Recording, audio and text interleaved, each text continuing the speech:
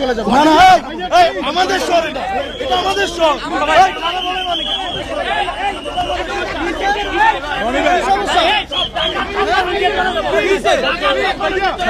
ভাইয়া ভাইয়া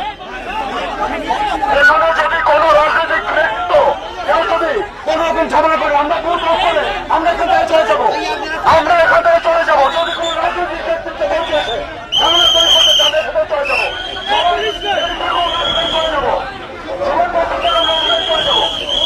আর যদি একবার কেউ ঝামেলা করে তার দায়িত্ব রাজনৈতিক দলের নেতা নিতে হবে।